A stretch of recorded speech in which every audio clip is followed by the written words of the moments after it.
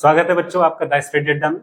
जैसे कि हमारी जो क्लासेस हैं अभी पोल साइंस की चल रही हैं, इसमें अब आज इस सीरीज में हम 4th चैप्टर करने वाले हैं। इससे पहले 3rd चैप्टर के कॉन्सेप्ट और क्वेश्चन की वीडियो आपको मिल चुकी होंगी।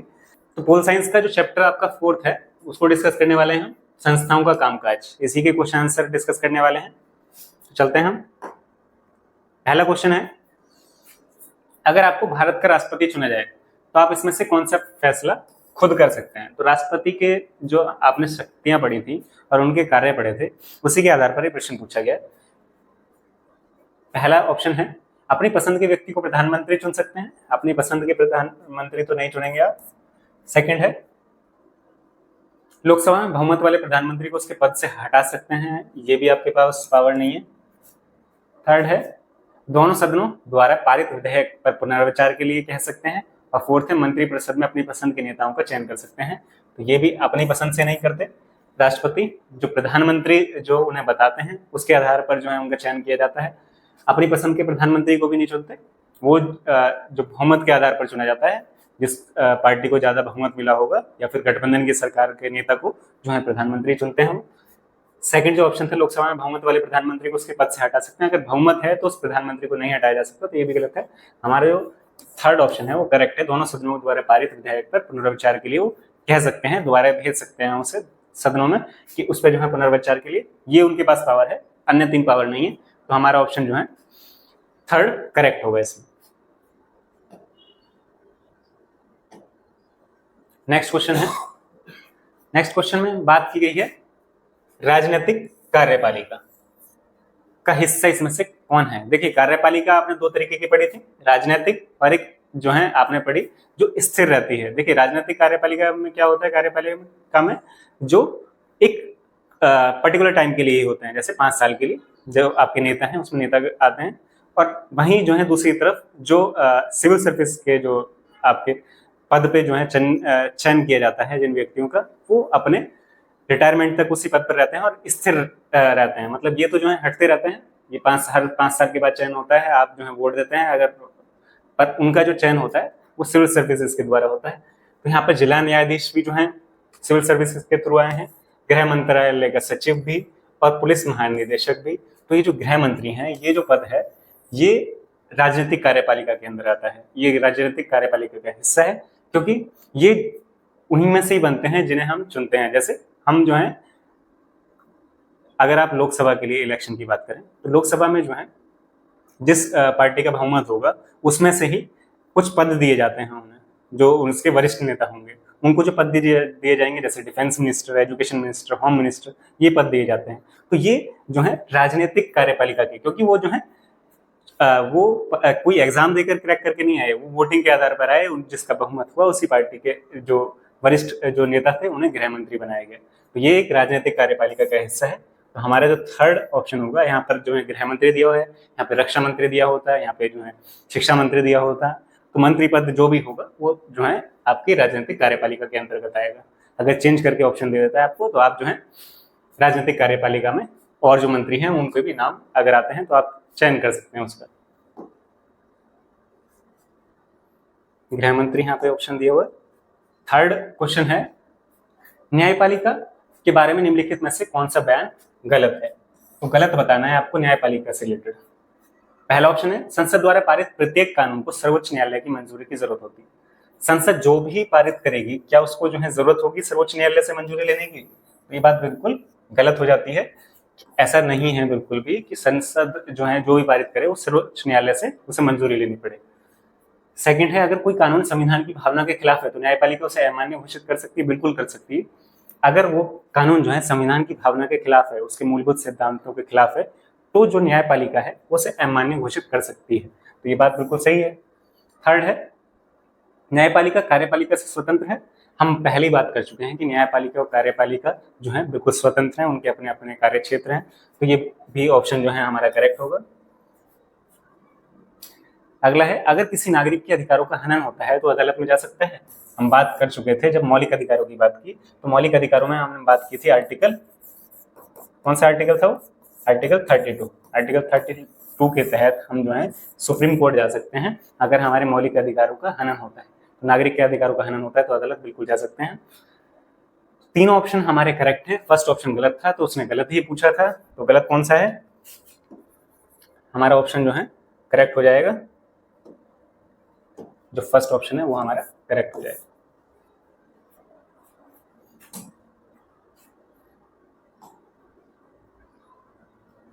अब इस क्वेश्चन में पूछा है राजनीतिक संस्थाओं में से कौन सी संस्था देश के मौजूदा कानून में संशोधन कर सकती है। राजनीतिक संस्थाओं के बारे में बात की थी हमने, उसमें जो है कौन सी संस्था है जो कानून में संशोधन कर सकती है। देखिए, कानून में संशोधन करने के लिए जो है आपको सदन, कौन सा सदन? लोकसभा, राज्यसभा से पास होगा और फिर वो राष्ट्रपति के पास जाएगा। तो यहाँ पर जो है अगर ऑप्शन देखें, क्या प्रधानमंत्री कर सकते हैं? प्रधानमंत्री की कोई संस्था नहीं है, ये एक पद का नाम है। राष्ट्रपति भी एक संस्था नहीं है, वो भी पद का नाम है। सर्वोच्च न्यायालय जो है कानून में संशोधन करने के लिए नहीं है, सर्वोच्च न्यायालय भी नहीं आएगा, तो संसद है। संसद के अंदर हमने बात की थी क्या क्या अंग हैं संसद के, कितने अंग हैं बताएं पहले। संसद के 3 अंग हैं। कौन कौन से अंग हैं संसद के? कौन कौन से अंग हैं? पहला अंग है, पहला क्या है अंग इसका? पहला है लोकसभा, दूसरा राज्यसभा और तीसरा प्रेसिडेंट यानी राष्ट्रपति। तो ये जो तीनों हैं, ये 3 अंग किसके हैं? संसद के। तो यही जो है ये संस्था क्या करती है? देश के मौजूदा जो कानून है उसमें संशोधन कर सकती है, तो इसके पास ये अधिकार है। लोकसभा राज्यसभा की सीट के बारे में हमने बात की थी, बताएं लोकसभा की कितनी सीट है? लोकसभा की सीट है 543, राज्यसभा की सीट 250। अब जहां आप कमेंट बॉक्स में बताएंगे कि यूपी के अंदर वहां की विधानसभा का बताना है कितनी सीट्स हैं टोटल। लोकसभा की सीट्स मैं बता देता हूं आपको, लोकसभा में वहां पे 80 सीट्स हैं। आप विधानसभा की सीट बताएंगे कितनी है टोटल। फोर्थ क्वेश्चन है, इसमें बताना है आपको, फोर्थ क्वेश्चन हम कर चुके हैं। फिफ्थ क्वेश्चन पे आ गए हम। यहाँ पर बताया हुआ है मंत्रालयों के साथ आपको जो है निम्नलिखित समाचार जारी कौन कर सकता है वो आपको बताना है।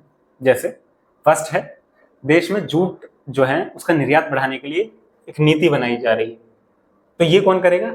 निर्यात से रिलेटेड है। आयात निर्यात कौन देखेगा? आयात निर्यात देखेंगे हमारे वाणिज्य और उद्योग मंत्रालय। तो फर्स्ट का क्या हो जाएगा? फोर्थ। ग्रामीण इलाकों में टेलीफोन की सुविधाएं, टेलीफोन की सेवाएं जो है कौन देखेगा? संचार और सूचना प्रौद्योगिकी। तो हमारा सेकंड का फिफ्थ हो जाएगा। अगर आपको यहाँ पे प्रॉब्लम हो रही होगी तो नेक्स्ट स्लाइड में हम जो है इसके डायरेक्ट आंसर सामने आपको मिल जाएंगे। सार्वजनिक वितरण प्रणाली जिसमें जो है चावल और गेहूं की कीमतें कम की जाएंगी, ये कौन करेगा? ये करेगा आपका कृषि और खाद्यान्न वितरण मंत्रालय, सार्वजनिक वितरण मंत्रालय। पल्स पोलियो से रिलेटेड है, पल्स पोलियो जो है हमारे शरीर से रिलेटेड विकार है, तो ये इससे रिलेटेड कौन देखेगा? स्वास्थ्य। तो स्वास्थ्य से रिलेटेड संबंधित है तो स्वास्थ्य मंत्रालय देखेगा इसे। ऊंची पहाड़ियों में तैनात सैनिकों से रिलेटेड कौन देखेगा? रक्षा मंत्रालय देखेगा। तो आप जो है इसके हम डायरेक्ट आंसर, अगर आपको यहाँ पे क्लियर ना हो रहा हो तो यहाँ पे क्लियर देख लेते हैं। देश में जूट का निर्यात कौन देख रहा है? वाणिज्य और उद्योग मंत्रालय देख रहा है।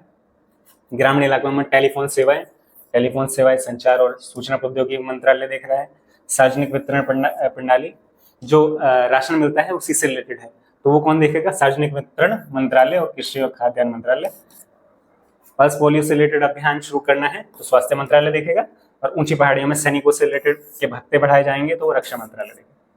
तो ये आपका जो है मैच वाला क्वेश्चन था। इससे रिलेटेड आपके जो मंत्रालय हैं उनसे रिलेटेड कार्य थे या उससे रिलेटेड जो चीजें हैं। आप वैसे सैनिकों से रिलेटेड आपको पता है कि सेना किसके अंडर आती है? रक्षा मंत्रालय के अंदर। पल्स पोलियो क्योंकि स्वास्थ्य से रिलेटेड है तो स्वास्थ्य मंत्रालय हो गया। सार्वजनिक वितरण प्रणाली सार्वजनिक वितरण मंत्रालय, उसी से रिलेटेड डायरेक्ट दिया हुआ है। टेलीफोन सेवाएं क्योंकि सूचना संचार से रिलेटेड है, संचार सूचना प्रौद्योगिकी हो गया। निर्यात आयात निर्यात किससे रिलेटेड होगा? वाणिज्य से। तो ये आपका आंसर हुआ। 6th क्वेश्चन में दिया हुआ है, देश में विधायिका, कार्यपालिका और न्यायपालिका में उस राजनीतिक संस्था का नाम बताइए जो ये अधिकारों का इस्तेमाल करेगी। यहाँ पे जो है स्टेटमेंट दी हुई है, आपको बताना है इसमें जो कौन सी संस्था जो है अपने अधिकार का इस्तेमाल करेगी इस मामले में। पहला है सड़क सिंचाई और बुनियादी ढांचे के विकास में नागरिकों के विभिन्न कल्याणकारी गतिविधियों पर कितना पैसा खर्च किया जाएगा, ये कौन देखेगा? तो ये इससे रिलेटेड कौन बनाएगा? चीजें विधायिका।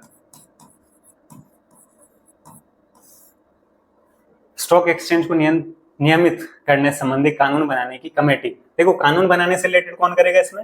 वो विधायिका करेगी। पर आगे कुछ एक्सटेंड किया इसमें, बनाने की कमेटी के सुझाव पर विचार विमर्श। तो कमेटी जो उसके जो कानून बनाने की कमेटी के सुझाव पर विचार विमर्श जब करेगा तो वो उसमें आ जाएगा न्यायपालिका। अगर ये होता कि कानून कौन बनाएगा, उसमें जो है आपका न्यायपालिका नहीं होता ऑप्शन, उसमें आपका विधायिका होता। पर उस पर जो है उसकी कमेटी के सुझाव पर विचार विमर्श कौन करेगा? वो न्यायपालिका करेगी। दो राज्यों के बीच में, अगर आपको पता हो कि दो राज्य सरकारों के बीच में अगर कुछ भी प्रॉब्लम आती है, विवाद होता है, तो कौन देखता है? वो ना विधायिका देखती ना कार्यपालिका, उसको देखते हैं न्यायपालिका। न्यायपालिका न्यायपालिका इसको देखती है। अगर दो राज्यों के बीच में किसी भी चीज को, जैसे नदियों को लेकर विवाद हो जाता है, तो नदियों को विवाद को सुलझाने का कार्य कौन करेगी? न्यायपालिका। भूकंप पीड़ितों की राहत के प्रयास के बारे में सूचना मांगती है।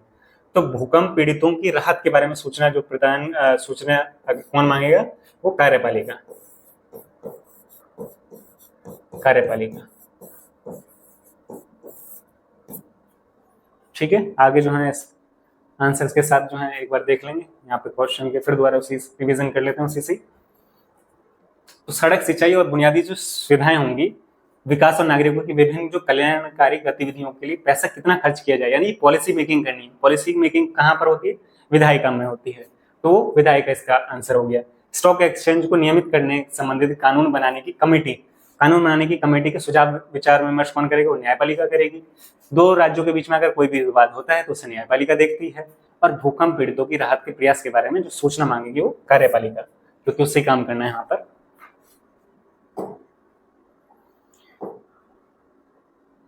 तो क्वेश्चन जो 7 है हमारा, इस पे चलते हैं। क्वेश्चन 7 में दिया है कि भारत का प्रधानमंत्री सीधे जनता द्वारा क्यों नहीं चुना जाता? तो डायरेक्ट जो है जनता जो है चुनाव क्यों नहीं करती पीएम का, ये क्वेश्चन है। और इसके 4 जो है आंसर दिए गए हैं। हमारे यहाँ किस तरीके से चुनाव होता है? हम जो है एमपी को जो है वोट देते हैं, एमपी यानी मेंबर ऑफ पार्लियामेंट को वोट देते हैं। जो टोटल सीट लोकसभा में कितनी है उसकी? लोकसभा में 543 सीट्स है। हम 543 सीट्स के लिए वोटिंग करते हैं, तय करते हैं कि जो इनमें से पीएम कौन बनेगा। तो पीएम कौन बनेगा ये कैसे तय होता है? कि जिस पार्टी का बहुमत होगा उसी का ही जो पार्टी का नेता होगा वो पीएम बनेगा। पर यहाँ पर पूछा गया है कि डायरेक्ट जनता क्यों नहीं चुनाव कर रही है, होता इस तरीके से पीएम का चुनाव क्यों नहीं करती? अब ये देखते हैं हम। संसदीय लोकतंत्र में लोकसभा में बहुमत वाली पार्टी का नेता ही प्रधानमंत्री बन सकता है, ये वाली बात सही है। सेकंड है, लोकसभा प्रधानमंत्री और मंत्रिपरिषद का कार्यकाल पूरा होने से पहले ही उन्हें हटा सकती है। लोकसभा हटा सकती है क्या? ये वाला जो पॉइंट होगा ये गलत हो जाएगा। नेक्स्ट है, चूंकि प्रधानमंत्री को राष्ट्रपति नियुक्त करता है, लिहाजा उसे जनता द्वारा चुने जाने की जरूरत ही नहीं है। देखिए, प्रधानमंत्री को राष्ट्रपति नियुक्त करता है, कब नियुक्त करता है? जब जिस पार्टी को बहुमत मिलता है उसके जो नेता होगा, या तो गठबंधन सरकार है तो उनके नेता को प्रधानमंत्री नियुक्त करेगा राष्ट्रपति, या फिर जो है जिस सरकार को बहुमत मिला है उनका जो नेता होगा उनको प्रधानमंत्री नियुक्त करेगा। डायरेक्ट नहीं होता। तो ये डायरेक्ट प्रेसिडेंट नहीं नियुक्त कर रहा। जो ये 543 सीट्स हैं, इससे जो चुन के आया है, जिसको बहुमत मिला, उनके नेता को चुनकर जो है प्रधानमंत्री बनाया जा रहा है। तो यानी कि ये भी स्टेटमेंट गलत हुई है। डायरेक्ट जो है प्रेसिडेंट जो है उन्हें नियुक्त नहीं कर रहे। प्रधानमंत्री के सीधे चुनाव में बहुत ज्यादा खर्च आएगा। तो प्रधानमंत्री का अगर डायरेक्ट इलेक्शन होगा, क्या इस वजह से जो है हम जो है डायरेक्ट इलेक्शन नहीं कराते? देखिए, संसदीय लोकतंत्र में लोकसभा में बहुमत वाली पार्टी का ही नेता प्रधानमंत्री बन सकता है। ये बात इंपॉर्टेंट है, क्योंकि यही हम डिस्कस कर रहे हैं कि बहुमत जिसका आएगा उसी पार्टी का नेता प्रधानमंत्री बनेगा। तो ये जो लाइन है ये बिल्कुल सही है। तो हमें सही वाला ऑप्शन बताना था कि कौन सा जो है इसके पक्ष के में कारण देना था, क्यों नहीं चुना जाता, डायरेक्ट हम इलेक्शन क्यों नहीं करते। तो उसका कारण ये है कि जिस पार्टी को बहुमत मिलेगा उसी का ही पीएम बनेगा। तो आगे भी आप देख सकते हैं, इसका आंसर दिया हुआ है। संसदीय लोकतंत्र में लोकसभा में बहुमत जो दल होता है उसका नेता प्रधानमंत्री बनता है। यह सुनिश्चित क्या करता है कि प्रधानमंत्री बहुमत समर्थन हासिल करे। कि पहले उसे बहुमत मिले, यानी कि 543 सीट्स पर मोर देन 50% जो है एक पार्टी का जो बहुमत हो, उन्हें एक कठपुतली या तानाशाह बनने से रोकता है, क्योंकि मंत्रियों की एक परिषद के साथ काम करना पड़ता है, वो अकेले नहीं। जैसे जो है अगर आप यूएसए में देखें तो वहां पे किसके लिए वोटिंग होती है, वहां पे प्रेसिडेंट के लिए वोटिंग होती है। प्रेसिडेंट के लिए वोटिंग होगी तो वहां पर जो है डायरेक्ट प्रेसिडेंट के पास पावर्स आ गई। तो प्रेसिडेंट के पावर्स आने से क्या होता है कि वो जो है डायरेक्ट डिसीजन लेने शुरू कर देते हैं। पर यहाँ पर क्या है कि जो पीएम है वो मंत्रियों के साथ डिस्कस करेंगे, कोई भी डिसीजन लेना होगा अपने जो मंत्री परिषद है उसके साथ डिस्कस करेंगे, उसमें जो निर्णय होगा उसके बाद जो है फैसला लिया जाएगा। तो ये जो है उस हमारे यहाँ पर लोकतंत्र, यानी लोकतंत्र को भी बचाने का कार्य करेगा, उसे तानाशाह बनने से रोकेगा। तो अब हम डिस्कस करने वाले हैं क्वेश्चन नंबर 8। क्वेश्चन नंबर 8 में दिया क्या हुआ है, यहाँ पर 3 दोस्त हैं, वो यहाँ पर एक मूवी देखने के लिए जाते हैं और जिसमें हीरो जो है एक दिन के लिए मुख्यमंत्री बनता है। इसमें क्या हो रहा है कि हीरो मुख्यमंत्री बन रहा है एक दिन के लिए। अब राज्य में बहुत सारे बदलाव लाता है इमरान। अब इस पे राय क्या है, तीनों दोस्त जो मूवी देखने जा रहे हैं उस पर उनकी राय क्या है वो बताते हैं। यहाँ पे इमरान ने क्या कहा, इमरान ने कहा कि देश को इसी चीज की जरूरत थी। जो मूवी में दिखाया गया है कि एक नायक जो है एक दिन में मुख्यमंत्री बना, उसने बहुत सारे चेंजेस किए। तो इमरान कहता है कि ये हमारे देश में इसी चीज की जरूरत है कि बदलाव की, जो इतनी फास्ट की है इसने। रिजवान क्या कहता है कि इस तरह का जो किया इन्होंने, बिना संस्थान वाला एक व्यक्ति का राज खतरनाक है। मतलब इसमें क्या हुआ, उस मूवी में होता क्या है कि जो ये देखने गए, अब इसे कोरिलेट कर सकते हैं आप जो नायक मूवी थी जिसमें एक ही दिन में जो सीएम बनते हैं वो किस तरीके से चेंजेस करते हैं। पर इसमें जो है बहुत सारे संस्थान होते हैं, मुख्यमंत्री या फिर प्रधानमंत्री जो भी पद रहा हो उसके साथ बहुत सारे संस्थान होते हैं, उनसे जुड़कर काम करना होता है। ये यहाँ पर ये बताने का प्रयास कर रहा है दूसरा बच्चा कि अगर वो अपने आप ही डिसीजन लेने लगेंगे तो किस तरीके से चलेगा। थर्ड जो बच्चा है शंकर क्या कह रहा है, यह तो एक कल्पना है कि ये पूरी कल्पना है, ये रियलिटी में पॉसिबल ही नहीं है कि एक दिन में इतने सारे कार्य पॉसिबल हो, क्योंकि बहुत सारे संस्थानों से होकर गुजरना होता है, कोई भी कार्य होता है। तो अब हमें बताना है कि कोई भी जो मंत्री एक दिन में कुछ भी नहीं कर सकता। यही इनकी स्टेटमेंट थी शंकर की। ऐसी फिल्मों के बारे में आपकी क्या राय है?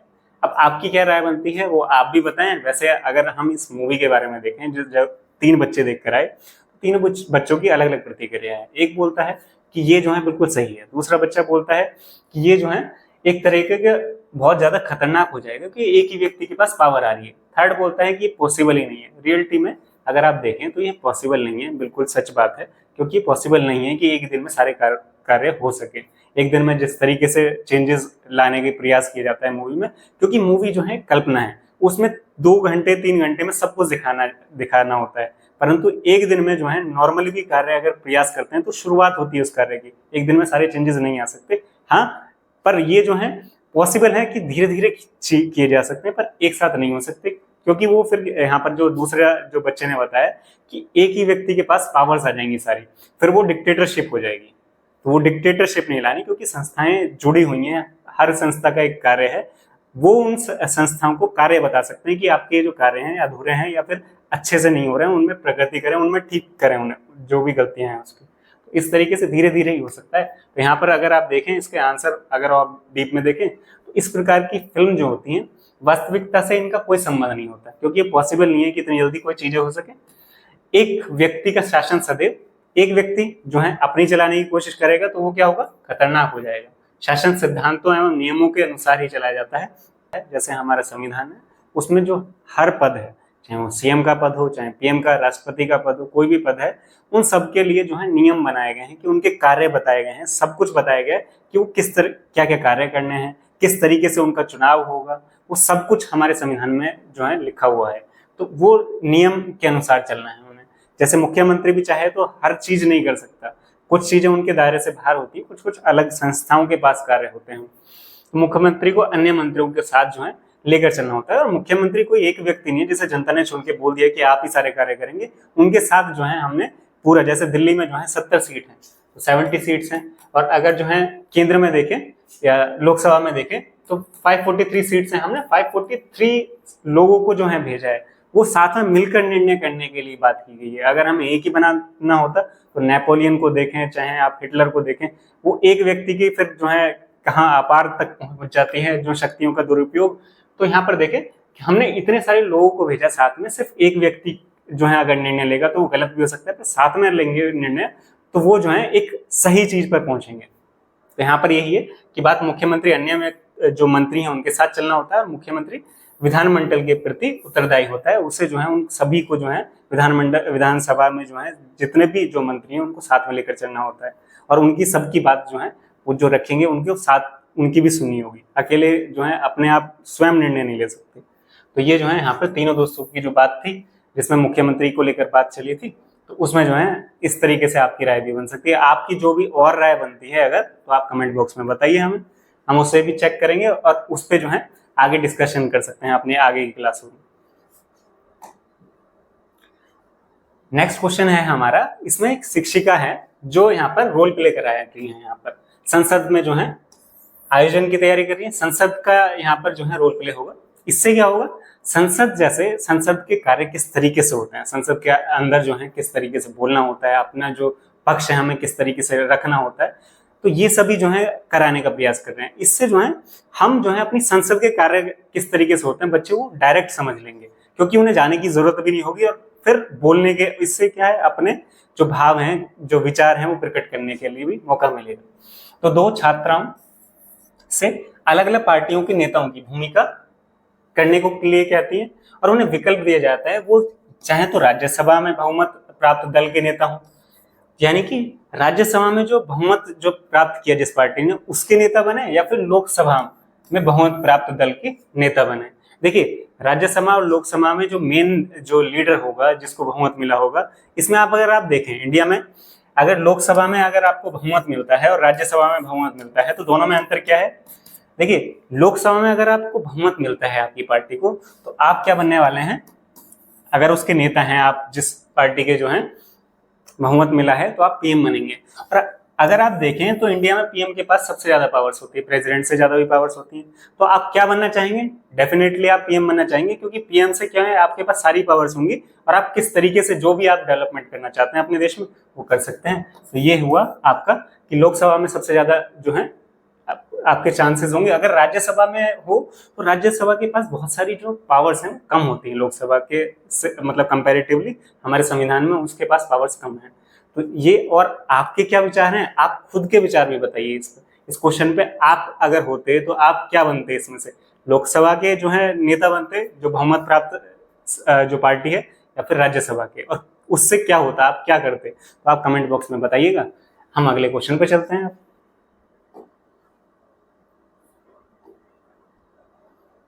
अब क्वेश्चन है हमारा आरक्षण से रिलेटेड। इसमें क्या दिया हुआ है, इसमें दिया हुआ है कि उदाहरण पढ़कर 3 विद्यार्थी जो है न्यायपालिका की भूमिका अलग अलग प्रतिक्रिया देते हैं। 3 स्टूडेंट्स हैं, न्यायपालिका से संबंधित 3 स्टेटमेंट्स हैं, वो उस पर अलग अलग प्रतिक्रिया देते हैं। 3 स्टूडेंट्स की अलग अलग प्रतिक्रिया हैं। उसमें हमें बताना क्या है कि न्यायपालिका की जो भूमिका है वो सही तरीके से किस बच्चे ने समझी है, कि हमारे देश में न्यायपालिका की भूमिका क्या है। आइए देखते हैं, पहले पढ़ते हैं स्टेटमेंट। पहले है श्रीनिवास। श्रीनिवास बोलते हैं चूंकि सर्वोच्च न्यायालय सरकार के साथ सहमत हो गई तो लिहाजा वह स्वतंत्र नहीं है। अगर सरकार के साथ जो है न्यायपालिका जो है उसके समर्थन में हो जाती है या फिर उसके सहमत हो जाती है उससे, तो इसका अर्थ यह तो नहीं है कि ये जो है स्वतंत्र नहीं है न्यायपालिका। तो ये जो है स्टेटमेंट जो है न्यायपालिका को समझने से रिलेटेड तो नहीं है। फिर अंजना क्या कहती है, अंजना कहती है कि न्यायपालिका स्वतंत्र है। इन्होंने पहले ये बात बता दी, स्वतंत्र है, स्वतंत्र तो है। फिर अब आगे क्या बताती है उसके लिए, वह सरकार के आदेश के खिलाफ फैसला सुना सकती थी। तो देखें अगर जो है सरकार है कोई कार्य ऐसा करती है जो हमारे संविधान के जो मूल जो सिद्धांत हैं उनके खिलाफ है, तो वो जो न्यायपालिका है उसके अपोजिशन में भी फैसला सुना सकती है, बिल्कुल सही है। सर्वोच्च न्यायालय ने सरकार को उसमें संशोधन का निर्देश दिया है। अगर कुछ लगता है उन्हें कि संविधान के मूलभूत सिद्धांतों से संबंधित नहीं है तो वो न्यायपालिका बोल सकते हैं कि आप इसमें चेंज कीजिए। तो बिल्कुल सही बात है जिस अंजया ने जो कहा। तो ये जो है न्यायपालिका की भूमिका है, हमारा रोल है न्यायपालिका का, वो बिल्कुल सही तरीके से समझती है। थर्ड बच्चे का भी देखते हैं। विजया है, विजय का मानना है न्यायपालिका ना तो स्वतंत्र है। देखिए पहली स्टेटमेंट में उन्होंने बोल दिया स्वतंत्र नहीं है, और हमारे देश में न्यायपालिका स्वतंत्र है, तो यहीं से ही ये गलत हो जाता है क्योंकि वो स्वतंत्र है, ना किसी के अनुसार चलने वाली, बल्कि वह विरोधी समूहों के बीच मध्यस्थ की भूमिका निभाती है। मध्यस्थ की भूमिका मतलब उसे का काम बैलेंस करना नहीं है, वो अगर जो है संविधान के मूलभूत सिद्धांतों को अगर नहीं पालन किया जा रहा है या कोई ऐसा लॉ बनाया जा रहा है जो संविधान के मूलभूत सिद्धांतों के खिलाफ है, तो वो उसके लिए जो है एक्शन ले सकते हैं, वो सरकार को बोल सकते हैं कि उसके चेंजेस कीजिए या फिर उसे रद्द कर सकते हैं उस कानून को। तो ये जो है स्वतंत्र नहीं है, पहले ही गलत हो गई थी बात। तो हमारा जो अंजिया है, इन्होंने न्यायपालिका की जो भूमिका है उसे सही तरीके से समझा, ये आपका सही आंसर होगा। और आपको क्या लगता है इसके अलावा और क्या पॉइंट्स हो सकते हैं कि न्यायपालिका की भूमिका हमारे जो देश में क्या है, वो आप भी बताइए, आपकी समझ क्या बनी है इस पर, वो आप भी बताइएगा, क्योंकि हमने कॉन्सेप्ट में न्यायपालिका को समझा था, उससे अब आप क्वेश्चन आपको मिल चुका है, ऐसे ही आप भी अपने पॉइंट्स रखिएगा, फिर उस पर डिस्कशन करेंगे। अब ये हमारा लास्ट जो है क्वेश्चन का आंसर था। अब जो है अगर आपको कोई भी क्वेश्चन में दिक्कत लगती है तो आप जो है कमेंट बॉक्स में कमेंट जरूर कीजिएगा, अगली क्लास में हम उससे डिस्कस करेंगे। और डिस्कस करने से क्या होता है, आपकी समझ बढ़ती है उस पर। आप अपने क्लासेस में भी डिस्कस कर सकते हैं, कोई भी टॉपिक आप साथ में डिस्कस करेंगे, जो पॉल साइंस है, कोई भी सब्जेक्ट है, डिस्कस करने से आपके वो दिमाग में और अच्छे से बैठती है, मेमोरी में। और अगर आप याद करते हैं तो वो फिर आप सिर्फ नॉलेज ले रहे हैं, थोड़ी देर कुछ टाइम बाद आप भूल जाएंगे। तो इसी तरीके से अगर आपको हमारी वीडियोस पसंद आ रही हैं तो लाइक कीजिए, शेयर कीजिए अपने दोस्तों के साथ, और चैनल को सब्सक्राइब करना ना भूलें। अभी अगर आपने सब्सक्राइब नहीं किया है तो अभी के अभी सब्सक्राइब करें। हमारे जो टेलीग्राम ग्रुप है, आपको उसमें पीपीटी मिल जाएंगी। अभी यहीं पे हम हमारी क्लास खत्म करते हैं। Thank you guys, thanks for watching.